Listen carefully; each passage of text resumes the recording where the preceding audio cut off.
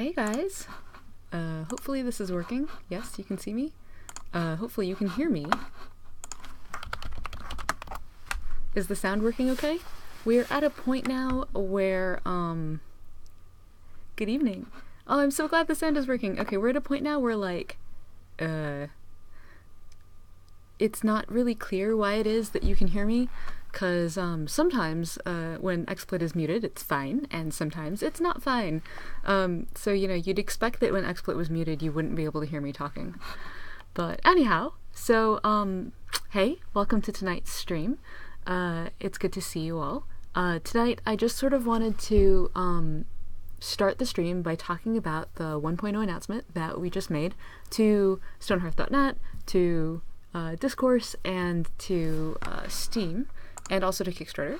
So if you guys have questions about that, then I'm happy to answer those. Yeah, about the background music, I think at some point we made like a stream background music playlist, and I actually have no idea where it is or how to do that. And, you know, Angelo's in Italy right now, so it's not like I can just ask him. Stream background. I can, like, almost see something inside the playlist, but okay.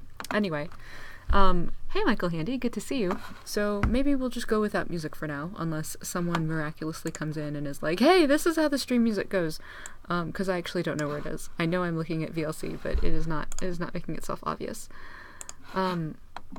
Right, so, yeah, so for those of you who haven't seen the announcement, if you head over to stonehearth.net, if you look over here, in addition to many notes about the latest build and what's happening, there is a post here called Leaving the Nest with the Alpha 20 wallpaper, because the Alpha 20 wallpaper, like, signifies so much to me. Ali really did an amazing job on this one, I think. And so this long post, which I just posted, which I think, you know, I've been kind of writing and rewriting in my head for a while now, is about our 1.0.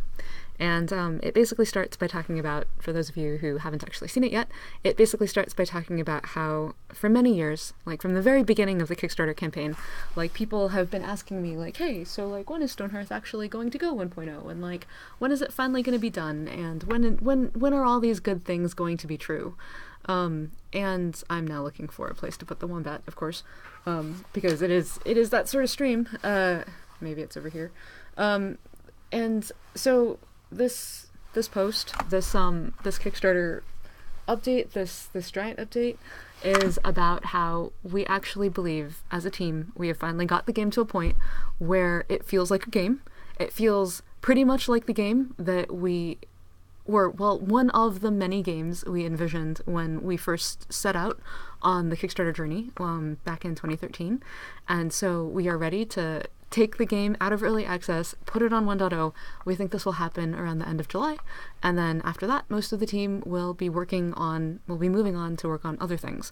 We're going to keep a small group of people, about 3 people, on the team, working on bug fixes, on performance, on the stuff that is sort of like the most egregious at the moment, and with the goal of having a point release, a 1.1 release in December. And that 1.1 release should focus on bug fixes, should focus on performance, should focus on stability, and also on modding API, whatever it is that you guys need in order to make better mods. We hope to support in that release. So, you know, that said, happy to answer any of your questions about this. If you look at the post, it is quite super incredibly long, so happy to answer whatever you might come up about it. Okay, so Michael Handy asks, what about the Magma Smith? Will the whetstone and drystone be craftable and not just stone-looking, and as an item that ends in with the environment? The whetstone and drystone, I believe, are craftable by the Geomancer, who should hopefully make it into your hands by the end of this month. Max and Luke and Ali and Mally are working super hard on the Geomancer right now, along with Seasons and the Buns and the Northern Alliance, and they have a way of incorporating the Geomancer in with the Bun campaign and the Titan in a way that hopefully you guys will find kind of exciting. The Geomancer can do a number of things. And the technology for the Geomancer also enables some of that landmark work that you saw Allie working on. Remember when she was working on like sky whales and whales in the desert? She and Allie and Max have been working on that. And the Geomancer has enabled the use of landmarks in the game, and will allow you to make whetstones and dry stones and a bunch of other cool things too. So we look forward to playing with that. I actually look forward to playing with it. I haven't played with it myself yet. I need to go do that. But the stuff I've seen so far is really exciting. Will the whetstones and dry stones still look like themselves? Like, will they still look blue and sparkly? The answer is yes. We wanted to make it clear where the water and was coming from and disappearing to, because otherwise it can be really easy to lose sight of those things. But we think they're pretty easy to hide inside terrain if that's what you want to do.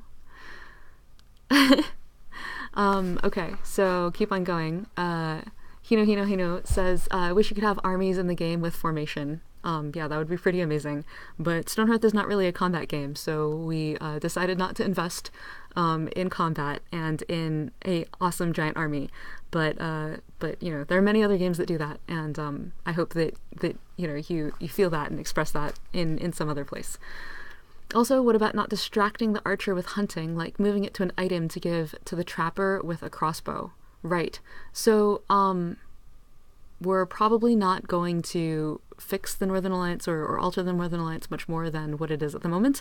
But in that case, I would, since the archer is like the default basic, combat class for the Northern Alliance, I would just go ahead and make a bunch of archers and have one of them kind of like focus on have some of them more actively focus on hunting and have the rest in your army. Fiershrind asks, is this due to the Tencent takeover? Seeing as how the game has taken so long to make, they see the time to rush it off and cut it off? So I guess Tencent sort of like isn't what I think of. I usually think of Riot. Riot bought Radiant in 2016, and Riot is owned by Tencent. So, but from my perspective, I almost never see or hear anyone from Tencent, so I kind of don't think of it that way. I would say that the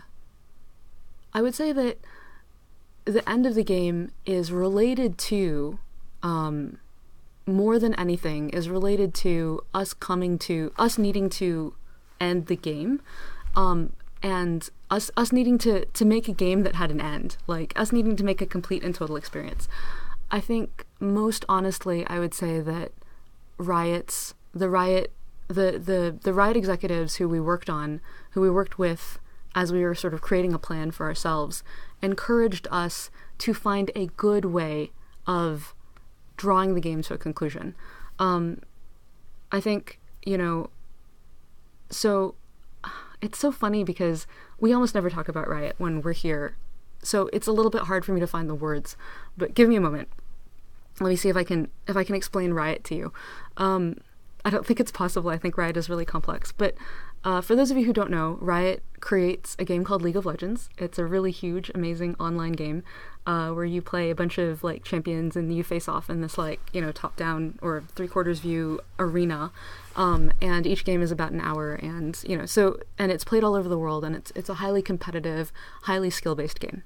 And Riot as a company, we sold Radiant to Riot as a company because in part of Riot's interest in our other game, Rising Thunder. So Stonehearth was not really at the heart of that acquisition.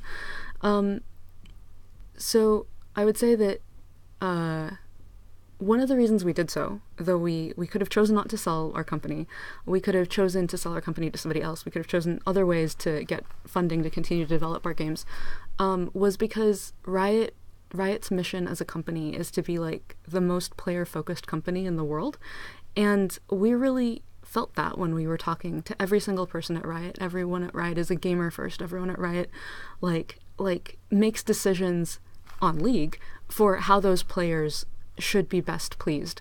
And it's a little bit hard to see when you're on the forum because, League players are always raging on their forum and Riot is always reacting. Riot pushes updates to League every 2 weeks.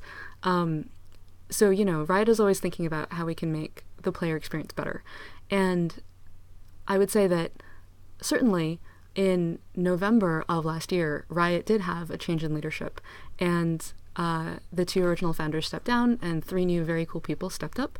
And I think that change in leadership, the new executive team has been really amazing in helping Riot refocus its priorities and in what it wants, to do as a company, and in what it wants all of us who work for Riot to do as a company.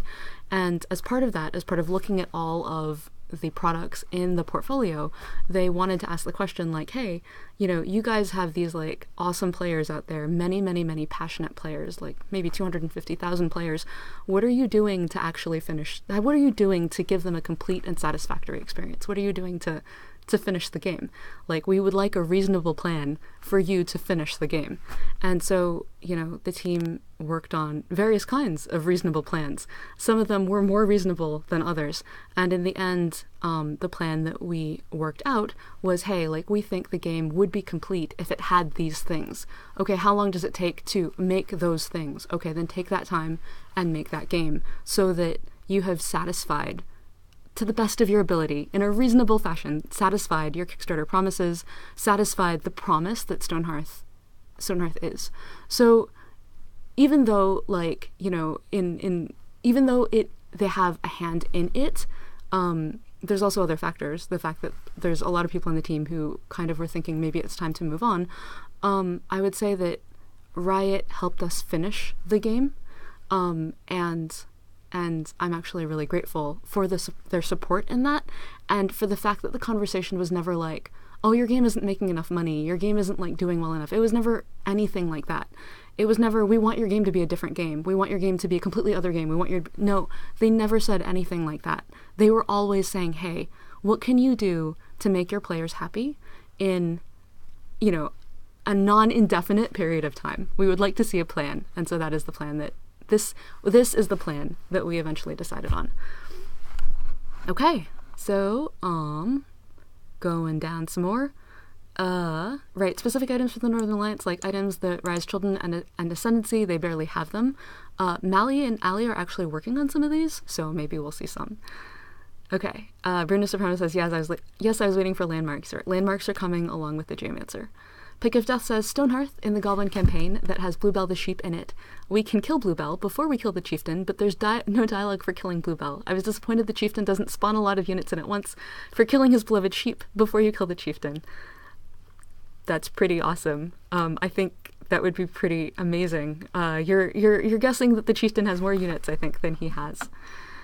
Michael Handy says, the archer fires at all the animals at the moment, even when on patrol with the footmen. Yes, that's true. In fact, footmen will also chase animals, so, there's definitely some issues there. I think the root of that is honestly that we wanted to give the Northern Alliance something that felt really good, that felt new, but also not something that would require like an entirely new piece of AI. And so enabling that was actually fairly straightforward, and I don't think at this point that we are interested in investing the time to make that like more complex.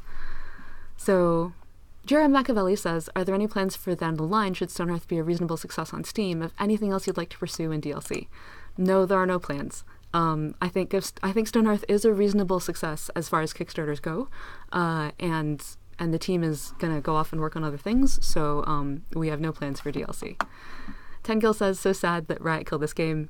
Please don't say that Riot killed this game. I really don't think that is giving Riot the credit that they deserve for enabling us to finish the game. I suppose you could say though that a lot of other things might have killed the game in the process, like us having an ambition that far exceeded our reach and all that other stuff. So Michael Handy says, Stonehearth will more content be added in the future, like add-ons, expansions, or DLC, or just in updates. So no, there will be no more add-ons, expansions, or DLC. We hope that aside from the stuff that's coming in the 1.1 release, which is performance bug fixes, more mod support, a modding guide, there might be a little bit more content that we throw in there based on stuff that you guys talk about. So we'll keep that in mind. So it's not, go ahead and keep asking for stuff. But I think that 1.1 will be focused on just those things. And then is Riot going to add the logo to the game? No, Riot is not going to add their logo to the game.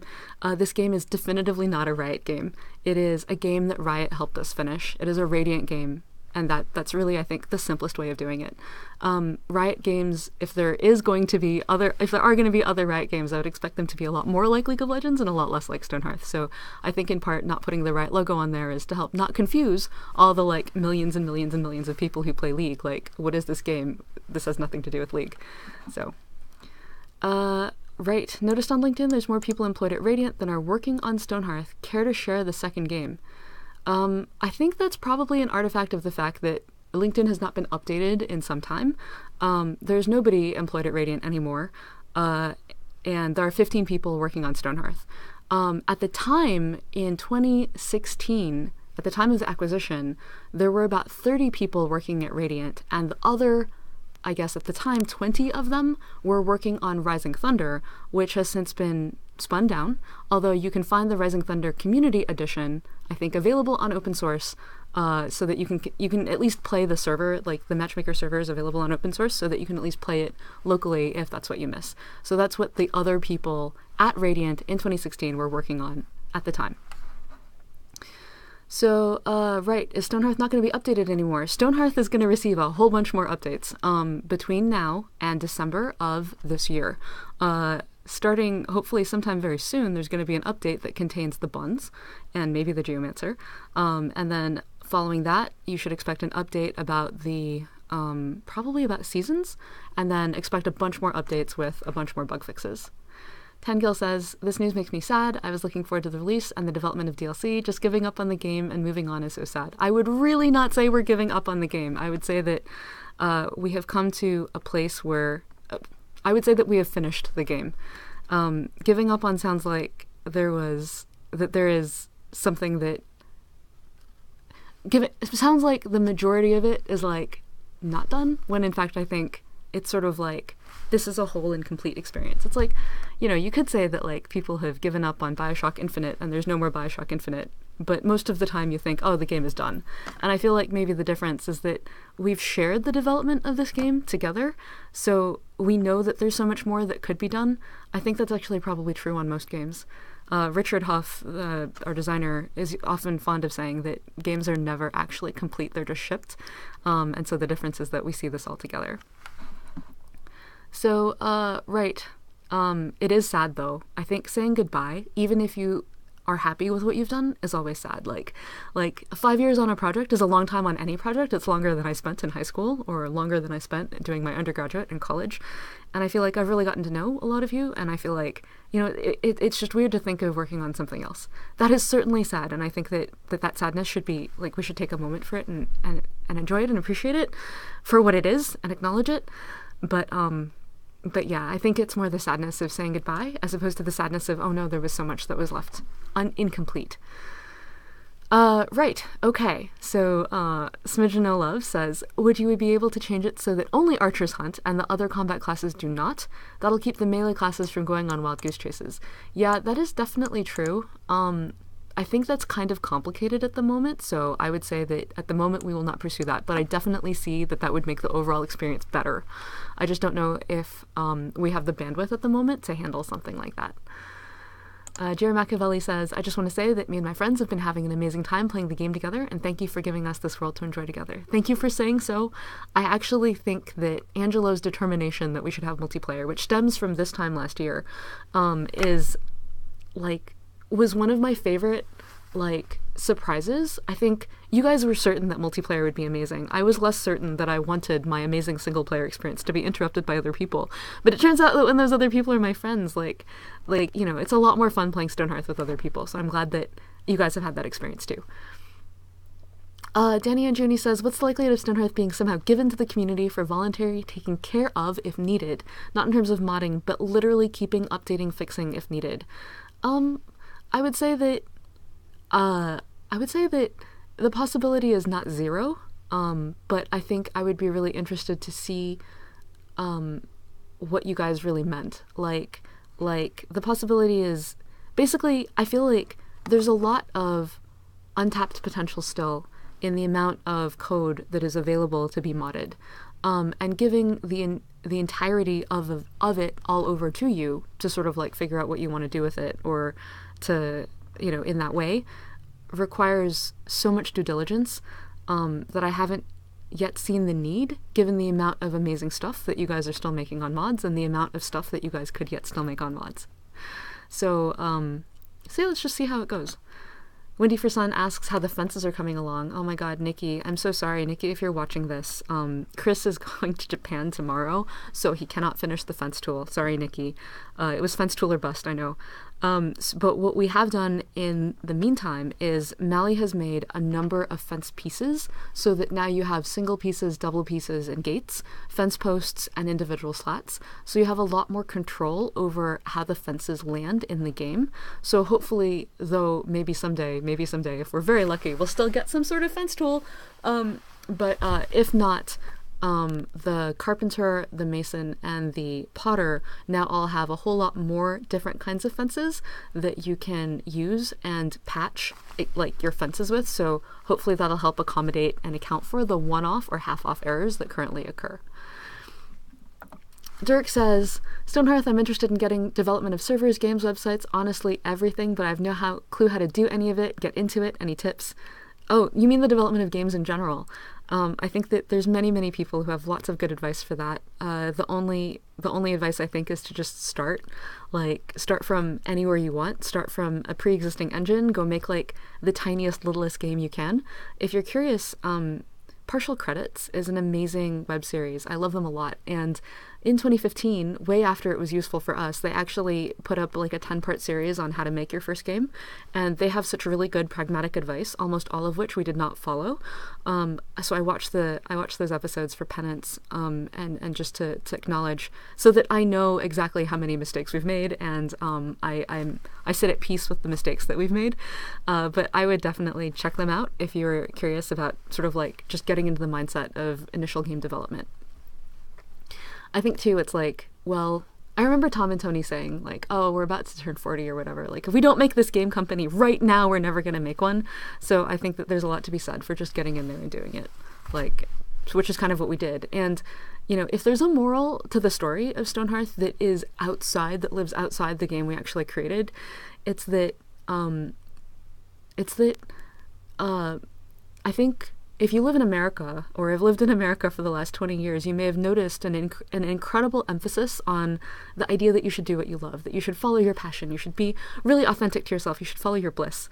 And I think that a lot of the things that, when you hear about that, like, you know, a really good example is like Chef's Table if you have Netflix streaming. It's like there's all these, each episode is a 1-hour feature on some crazy chef who's like done something really amazing because they were obsessed with the taste of smoke on wood, or they were obsessed with breakfast cereal. And they're all really good. But I think that, you know, when people say do what you love, like, you only hear about success stories because only the people who are successful get written up. You seldom hear about like absolute catastrophic failures. If you want to experience one of those, you should really go watch that movie that came out. I think it's not The Room. It's The Disaster Artist. It's about this guy. James Franco made it about another movie called The Room, but it's about a guy who really, really, really wants to make movies. He loves movies so much, so he just goes ahead and he makes a movie. And like the question is posed like, what happens if you love something and it's really bad? What happens if you like fail so catastrophically that like it becomes well known as like the worst movie in the world? I think that between, you know, the stories we usually hear about doing what you love and following your bliss and getting to success and The Disaster Artist, somewhere in the middle is what happens when you do what you love, you just work really hard at it, and it comes out okay.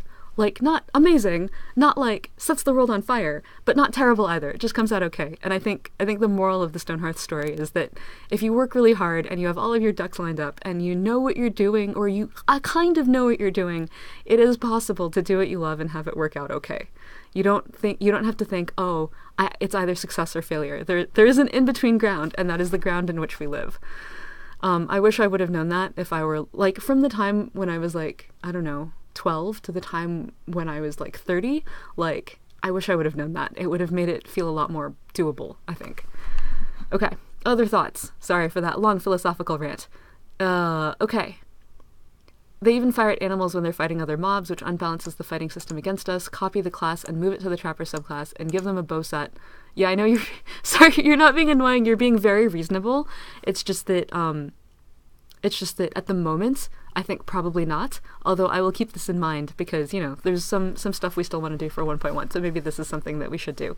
But for comparison, the number of lines of code we had to change to allow the Northern Alliance to hunt with the Archer was, I think, 1.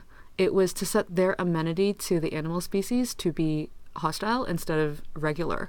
And that really dramatically changed the experience with basically 1 line of code. In order to do all the other things you're talking about, they're really cool. They just require hundreds and hundreds and hundreds of lines of code. So by comparison, it was like, oh, maybe we could do this in a relatively inexpensive way and get an amazing result and see how it works, and then see if people really like it. And if people really like it, then maybe we could do a little bit more. But it is hundreds of lines. Okay. Thesslander says, as Rising Thunder was re-released as an open source game in the form of a community edition, do you think there's any chance that Stonehearth gets the same treatment down the line?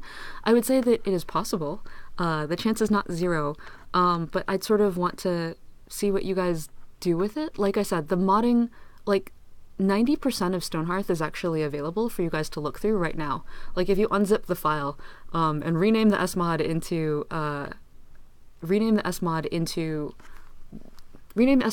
.zip, unzip the file, and 90% of Stonehearth, almost everything except the Pathfinder and the renderer, and the AI, the heart of the AI, the part that makes the AI chooses what things, it's all in Lua.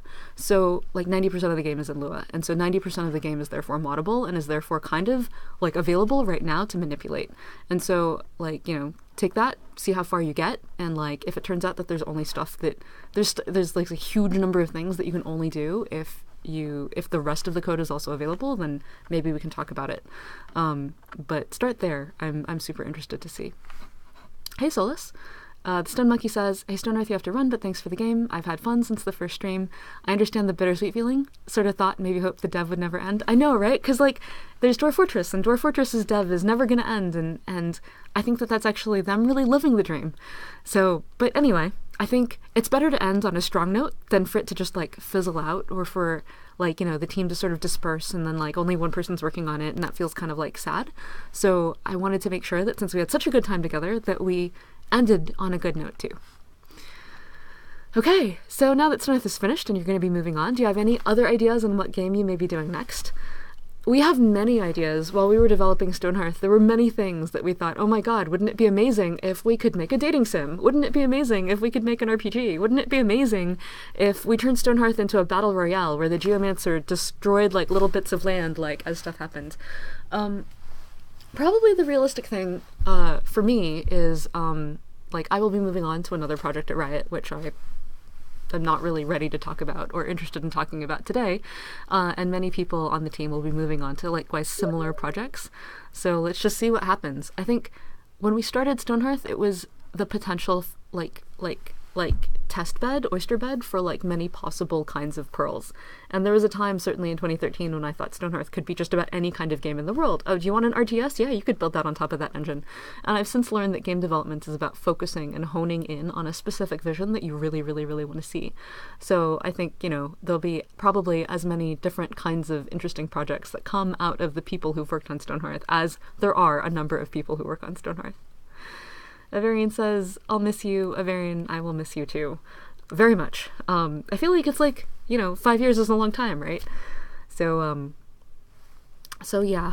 You saw The Disaster Artist and it was hilarious. Yes, I saw The Disaster Artist. And at the moment in The Disaster Artist, when the protagonist puts down the casting call and people line up from around the block to be in his movie, I started to cry.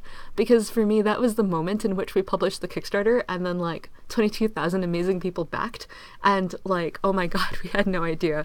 We had no idea where we would go or how the story would play out. We thought we knew, just like the people in The Disaster Artist thought they knew. But there's definitely that moment that felt very, very similar.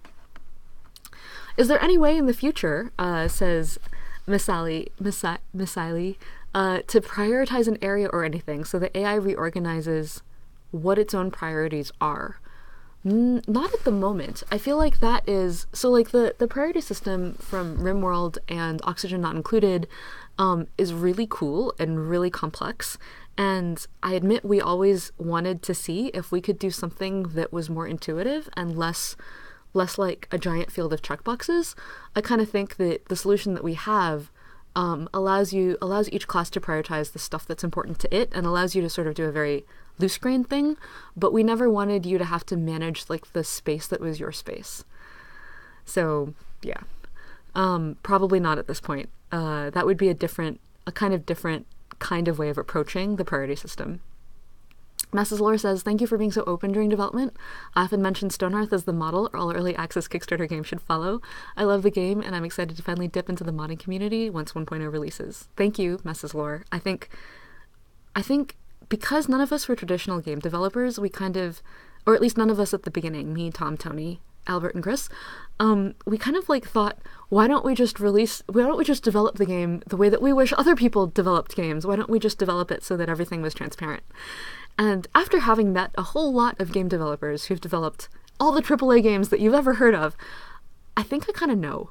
Like, I think I know why people are hesitant and why they keep stuff close to their chest. Because in order to develop the game the way that we did, we just had to have like, it was our first game, and we really had no sense of like we had no sense of ego. We had no sense that we knew what we were doing. We needed to somehow protect that. Like, it was very easy to be super open about everything because, like, oh my god, like, you know about as well as we do what we're doing anyway, so why don't we just be super open?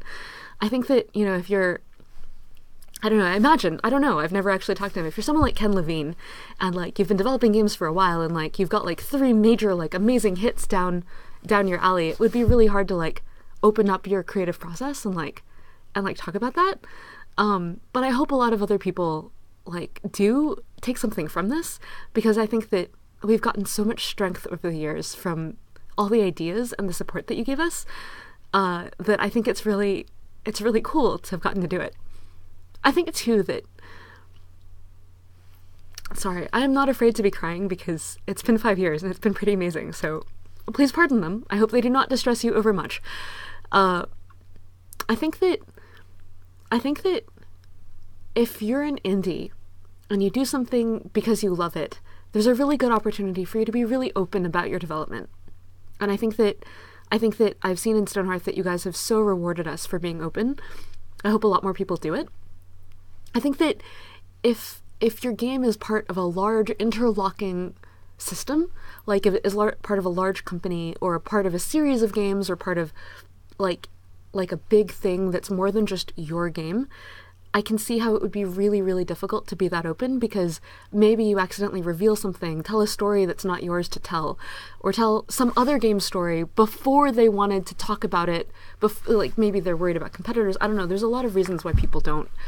And I think that we were just really incredibly lucky to get to be one of the people who did, and we were lucky to get to work on a game in an environment, in a genre that's really, really open. So I'm glad you enjoyed. We really enjoyed too. Gamer asks, are we still with Riot? We are indeed still with Riot. Riot bought Radiant in 2016, and we have been part of Riot ever since. The Lancer says, thanks for the answer and the amazing game. You're a Kickstarter backer. I'm a Kickstarter backer, and seeing how many Kickstarter games ended never being released even in alpha, I'm really pleased and happy with the state of the finished game. It might not be the game that people envisioned, but you should be proud of how fantastic it is. Hope you guys succeed in your future endeavors, and thank you for the incredible game. Thank you too. I really do. I've said this a lot, especially to Kickstarter backers, but it's true for many people. Like, I really had a very normal Silicon Valley job. I worked for a virtualization company. And I think that, you know, the Kickstarter, like all of you guys who backed, you really changed my life. You changed Tom's life and Tony's life too, Albert's and Chris. You gave us an opportunity to build something that really meant something to us. So I'm very grateful. Okay, too far. I can cry, but if it interrupts how I talk, we get into trouble. So, is the Magmasmith canned? Asks Michael Handy. So y'all might want to remove the art in the game on the loading screens and the save game for it, and the save games for it. Yes, the Magmasmith is canned at this point. It's painful to remove art because it's so cool, and I mean, you can just go over to the Kickstarter and see that the Magmasmith is there, so that's kind of where that is. We may consider removing it though. But thanks for pointing that out. That's probably why we haven't thought of it so much. Michael Handy also asks, who is Valen? Will we get a few more tidbits about Sid? Reason I ask about the lore and my template builds, lol. Valen is mentioned in the Northern Alliance. Hey, I'm happy to answer any questions that you like about Valen Bluerock, the teacher-founder of the Northern Alliance. So feel free to ask away. Valen, in the story that Ronia tells you, Valen is the man who started the philosophy of cycles and balance and the quest for knowledge that the Northern Alliance is still on today. And he was a philosopher chieftain of the Northern Alliance at the time of the fall of the Phoenix Empire. So he dates back from like 1,000 years ago, and I feel like at that point, feel free to elaborate on with your own story. Foofy says, hey, just join the stream, this is great. Smidgen Love says, Valen reminded me of the Minbari leader from Babylon 5. I have not watched Babylon 5, but cool. I'm glad he reminded you of somebody. That means he has a certain epicness to him. Have you heard about Rust? And if so, what is your opinion on it? I've certainly heard about Rust, but I've not played Rust, and so therefore have no useful opinion. Oh, Rust the language, not Rust the game. I have heard about Rust the language. I hear a lot about Rust actually from Justin Hamilton. In fact, I think he and Linda and Angelo participate in a community of practice about Rust the language, which they do every other week, and they like write little games in Rust to like teach themselves Rust. So it's pretty cool. I would go ask Jameltron on Discourse about Rust if you want to jam on it with him. Machiavelli says, we poke around with the Magnum Smith concept in mods now? Go for it. Ray the Fennec says, oh my goodness, 1.0 already? Yes, that is sort of the purpose of this paragraph. Yes, I'm just sort of like surprised. I'm sort of stunned. It's true. Avarian says, I don't know if I told you, I finally graduated and landed an amazing software consulting job. I figured you could use some good news. I am super glad to hear that, Avarian. I think it's really cool watching you progress through your computer science career and your software career, and I wish you all the best in your amazing software consulting job. And, you know, we'll still be on Discourse, we'll still be hanging around, so feel free to catch us and let us know how it's going. Sola says, hey Stonehearth, glad you could make it for this. Glad to see you too. Oh, Michael Handy, you're gonna make me cry. I've like gotten halfway down this sentiment, like, you can think of them as like happy tears, or like tears about like, oh my god, it's been like a lot. So like, it's been like a lot. So, sometimes crying is an excellent stress relief. When you're feeling strong emotion, even if you're not feeling sad, strong emotion, sometimes people cry from joy, or cry from overwhelmedness. Thank you so much for all the time you put into it. It means a super lot to me. You know what? I'm gonna go get some tissues, and then I can cry even less embarrassedly. I will be right back.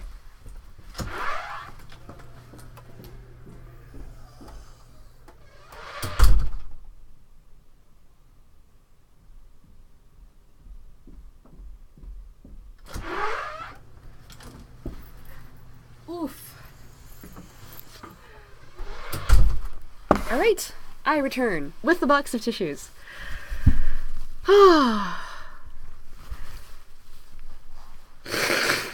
Your heart goes out to everyone there. Thank you for that thought. I think that, you know, I sort of alluded to it in the story on the thing. The team had a lot of discussions back in November about like, okay, where do we want the game to go? What do we want the game to look like? Like, if we want to think of a reasonable plan as to how to bring the game to a close, what would that be? And I think that there were certainly a lot of we certainly felt really terrible, like, at that time, as we thought about what was a reasonable plan and what we might or might not actually be able to do. But we had the entire course of the last 7 months to kind of come to terms with it. And so, you know, if you're feeling really sad, I will offer that we've probably felt and been exactly where you are, except some time removed. And I think what comforted us through that was the feeling that, like, okay, we feel really sad, but it's okay, we feel really sad. Let's make multiplayer really amazing. Let's make building really amazing. Let's make titans and like, you know, buns, and like let's make all these things as beautiful as we could make them. And as we made them, as we saw all the things that you were doing with them, that helped us feel like, okay, well, it's too bad all the things we won't get to do, but look at the things we did get to do. Like, it was worthwhile to have done all of them. So yeah, if you're feeling sad, go make a mod. I say this not because, oh no, like, add more features to Stonehearth, but I say this because it really was the best form of therapy for us. Oh, okay. So, if possible, could we release a lore page before you all move on, so you have a starter point to make templates with, make campaigns with, add to the story, etc.? I'm happy to answer whatever questions you have about the lore. I could talk about the lore for quite a while. And in fact, maybe we should include some of the background stuff that we wrote inside the modding guide when it eventually comes out, so it triggers some thoughts. Yeah, happy to do that. And if you have any specific questions that you have about the lore, I'd be happy to talk about them.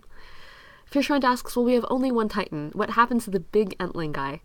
Right, the big Entling guy got modeled, and we had ideas for him, but a lot of those ideas, well, two things. First of all, a lot of those ideas were honestly really annoying. Like, in one version of the Entling, of the giant Ent attack, like, all of your wooden logs turned into Entlings and attacked you. That was actually horrible. It turns out that I mean, it was just really annoying. And a lot of our ideas on that were really annoying. Like, oh, the Ent is here, and now you can't chop down trees anymore, and the trees turn into Ents and they attack you. And one of the obvious solution to this is fire. And fire was just out of our scope. We were like, oh no, like, now things can burn down. Now things can partially burn down. Now things can burn down, and then, like, do people burn? Anyway, so in the end, we decided to focus on Cthulhu instead of making two Titans, and that's what happened to the Ant Titan. Avarian says, don't make me feel worse for not having a ton of work to work on Nihonjin this month. No worries, you have all the time ever to work on Nihonjin, and I look forward to whatever it is that you work on for it, because it's always been a lot of fun to watch, and you know, like, I think that Stonehearth, like, the Ascendancy is a very Western, sort of, like, Germanic, like, Grimm's fairy tales kind of place, so I feel like there's definitely room inside the world of Stonehearth for a strongly East Asian themed version of the game. When will we get the cat spirits? Mally was actually just asking about the cat spirits today. He has them on his branch, and he's still looking for interesting ways of getting them into the game that do not cause him to have to write like 5 million lines of AI. Kubi says, I want all of the Rise children's story. Okay, what about the Rise children's story do you want? Because their story's super long. They have a very long history. Bruno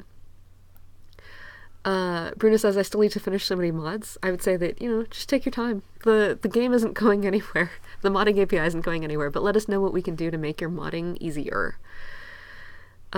Ray the Fennec says, what's the biggest lesson you've learned with Stonehearth that you'll take into your next project? How will that change how you'll approach your next adventure because of Stonehearth?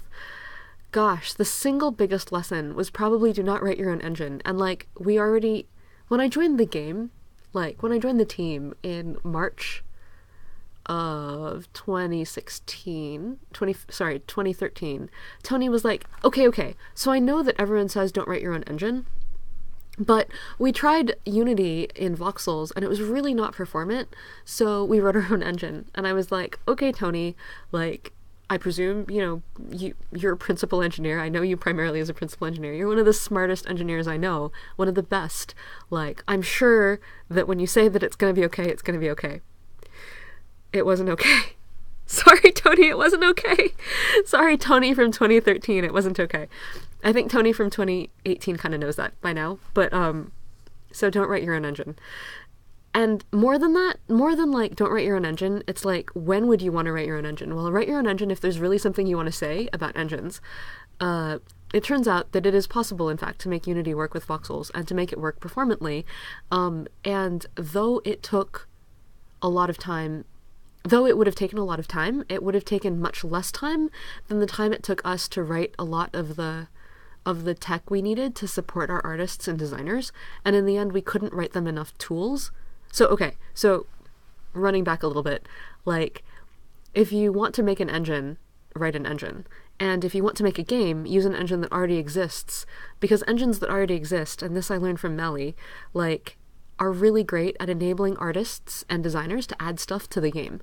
And so without an existing engine's tooling pipeline, we had to write all of those tools ourselves, and most of the time we kept prioritizing writing features, like having new people and fixing the AI, over writing tools so that Mally and Luke could do amazing things.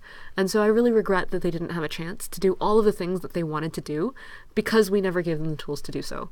So next game, whatever game it is, if it's a game, we're going to use someone else's engine that has a ton of tool support. And then we're going to invest in becoming experts in that engine so that we can manipulate it to do all the things that we later had to add to our own engine anyway. I guess the other thing, the second biggest takeaway, is that, sorry, I'm hugging the wombat in case you can't see, the wombat's still here. The second biggest takeaway is that it's really, really, really amazing to work on something with a bunch of people that you really like.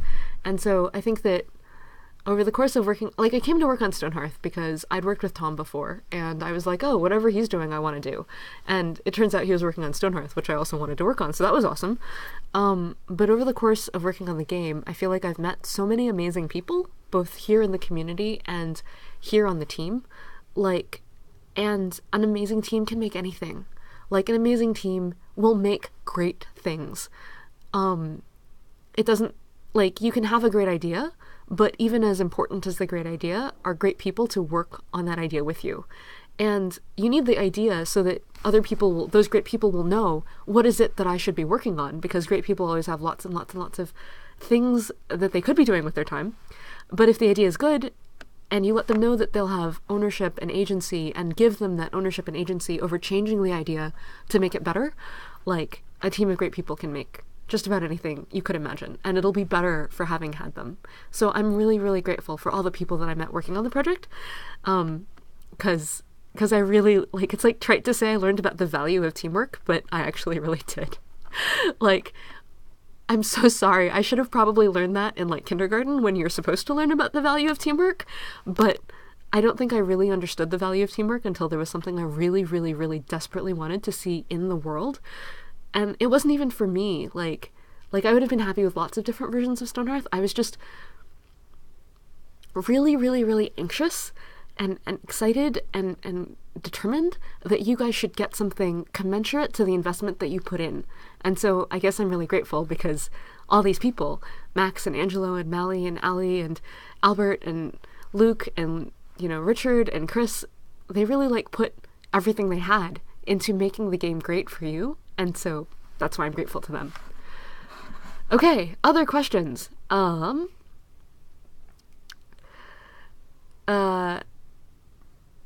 remember a while ago someone made Final Fantasy XIV clothing, weapon, armor for all the classes.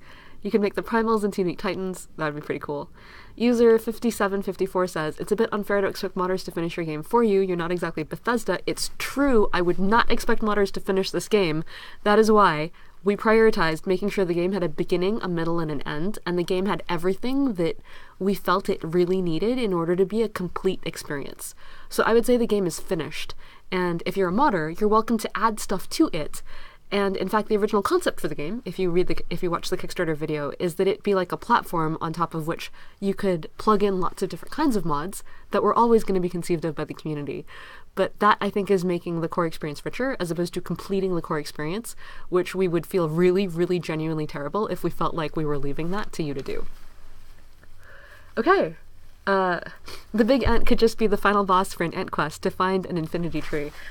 Yes, that is certainly true. But I would still feel like I would want to burn it, and we still can't do fire. Stonehearth Avarian asks, who is staying on the game dev after July? Relis, for sure, is going to stay working on the mod manager, and some combination of the team that we have. We haven't fully decided who's going to be doing it, and we think we might actually do some sort of rotation, so that, like, if we really desperately need to fix some building things, maybe Chris and Justin can rotate in, and then if we really need to fix, like, some, like, you know, multiplayer thing, maybe like Linda and Morgan can rotate in and then release those people to go work on their other stuff. Of course, we can only do that with the people who are remaining at Riot, so it won't be the people who are leaving, but I wish those people luck, and that kind of makes sense and is kind of fair. Were Raya's children involved with the Phoenix Empire? Raya's children are a people of, I would say, the East, at least the East in my mind, because, Stonehearth is kind of like the map of Central Europe, or Germany is where the Ascendancy wants to retake. And they actually predate the Phoenix Empire. They're like a desert nomadic people, and they had business negotiations with the Phoenix Empire and became part of the Phoenix Empire in that way. And when the Phoenix Empire blew up, like literally blew up, because of their investigations into Titans, Raya's children withdrew from the center of the Empire, where all the explosions were happening, and continued to make trade routes like up and around to where all the other survivors were. Will you have to rebuy the game when 1.0 drops? You will not have to rebuy the game. The game is the game, you just have it. 1.0 is just us removing the early access tag. I should also mention, hopefully you might have seen over here, the game's price is going to decrease when we exit early access to a permanent price of $19.99. I say permanent price because, games go on sale all the time, and in fact we would love to do some sort of sale so that those of you who want to play with a friend and want to get that friend into the game could get it at a discount. But plans for that are not final yet, so let's just say that the permanent price will be $19.99 when the game is released. So cool. Stonehearth, Michael Handy asks, the Church of Sid build in Tridale, maybe some mock-ups of emblems that represent him. The lore is yours, and you'd like to build around it, same for Valen, etc., etc. Well, I think actually Sid's symbol is like the sword that is that is on that first Stonehearth shirt, and that is the footman's talisman. For Valen, I would say it would be the stars, like an astrological kind of chart, and for Raya's children, it's a teapot. For Raya, it's a teapot. Ravenloft includes Tridale, Silverthorn, and Swashbuckler's Bay. If you could take the time, not as to DL that talks about lore for these guys, etc., etc. I see. Sure, let's do that. And keep on asking me questions, I think, on Discourse so that I can answer them slowly. A lore book to reference and learn from. Yeah, lots of alley art, like a storybook of lore. I think it might be kind of difficult for us to find time to write an actual storybook, but at the very least, like maybe we could talk about some of the stuff. And thank you again for kickstarting. This is one of probably the 2 or 3 early access games you don't regret purchasing. I'm glad. Thank you. I really, really, really wanted you to not regret it. And I know lots of people will regret it anyway, but that was what I felt like was really important to us. And that was why I think it resonated with Riot, because Riot was also really interested in making sure you got something that made you feel satisfied.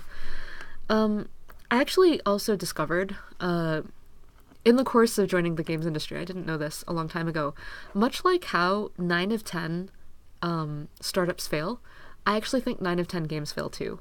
It's something that a lot of people just don't talk about, and it's, again, one of those reasons we talked about it earlier as to why it is that companies tend not to be very transparent about their games. As I talk to people who've been in the industry for a lot longer than I have, their past is completely littered with games that have not shipped. And they haven't shipped for lots of reasons, maybe, the franchise isn't quite right anymore, or maybe the budget isn't there anymore, or maybe leadership left and the team that was behind needed to get reused for other games, or when companies really value, I think this is universally true, but I feel it really keenly here, companies value your good opinion of them. And I think that when they think they're more likely to lose your good opinion than gain it for being public about their early projects, they will hold those early projects in. And, just look at, it's very hard to have, a thoughtful conversation on the internet. I think we've had very many, and I'm very grateful for them.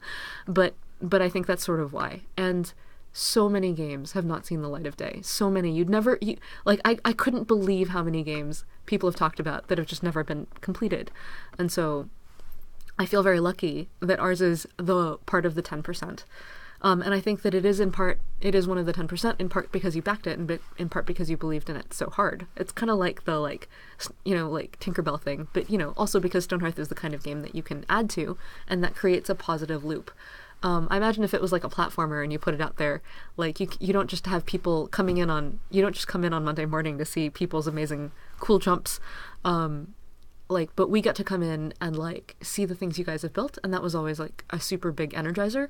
So it was never like the team was like, oh god, we're so exhausted we can't continue. It was more like when those conversations happened, it was more like, hey, I have a life event that's coming up, I can't be part of this team anymore, but how can I help you continue? And so I feel like no one was ever like, I'm so exhausted, this is it. And I think that that's in part because you've always been like helping us feel energy from the stuff that you've been building.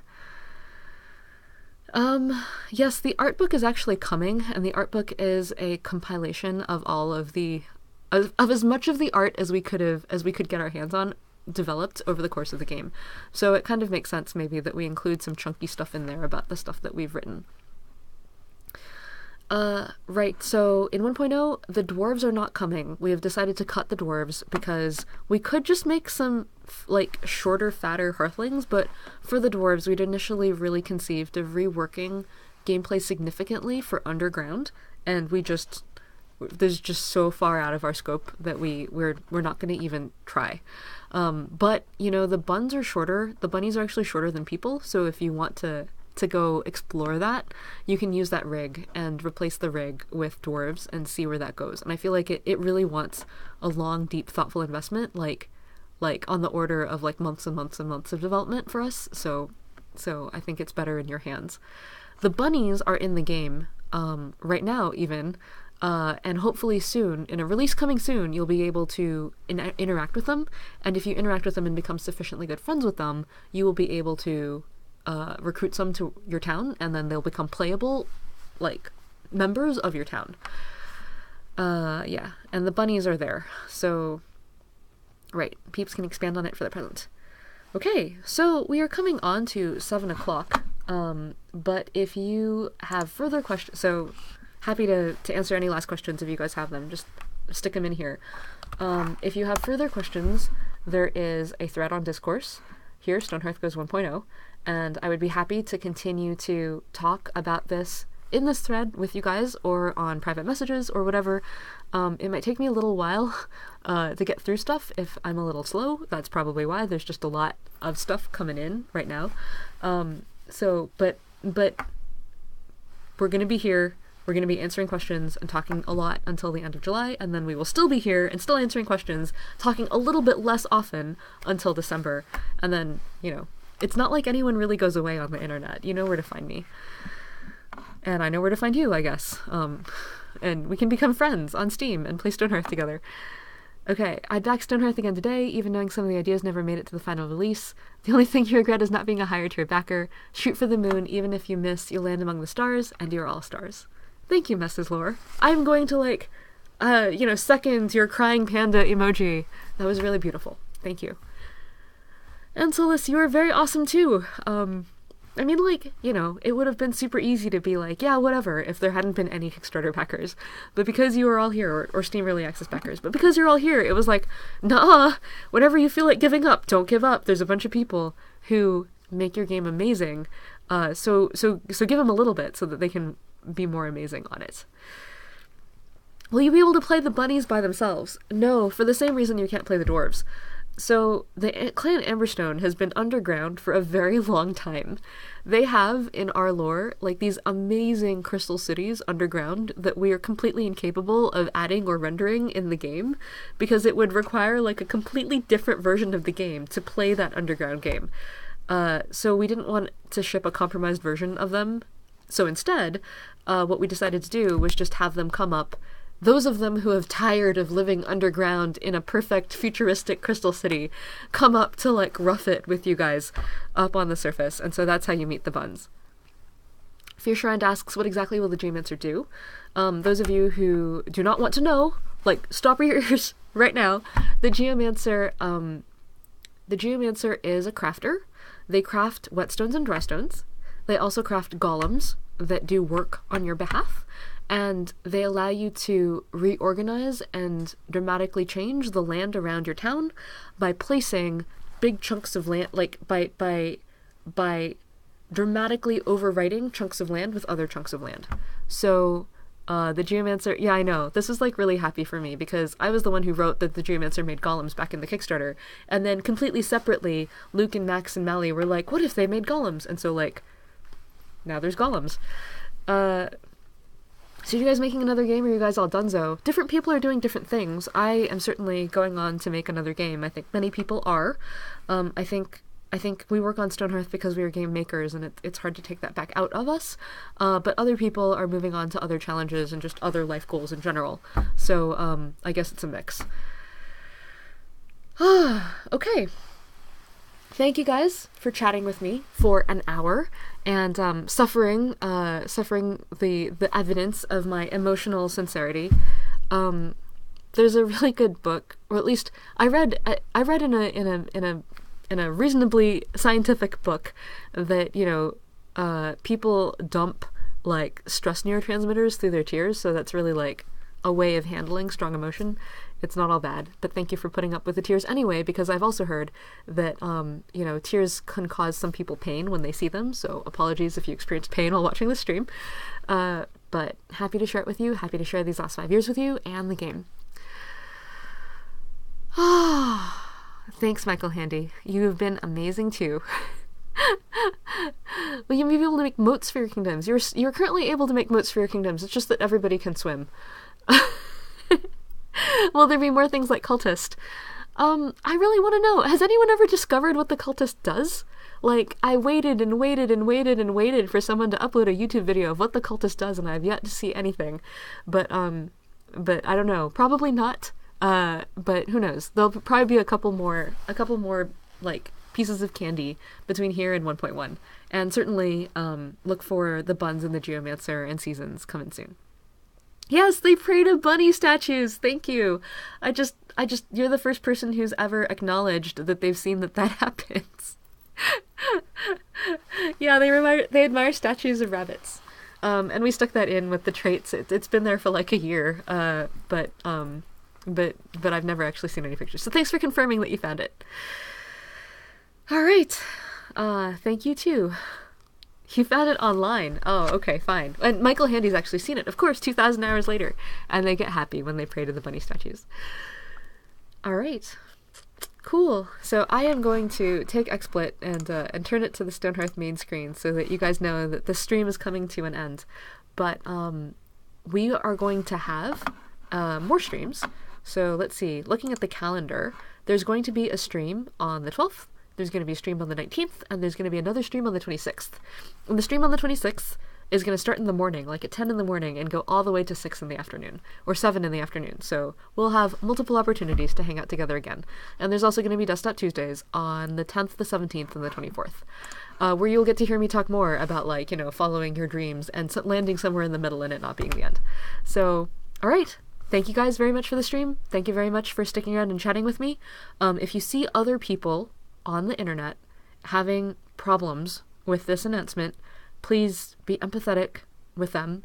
You know, re-communicate the things that you would like to re-communicate, and I guess just be patient with the people who have not been as supportive and wonderful as you are, and that is what I will be doing too. All right, good night, everybody.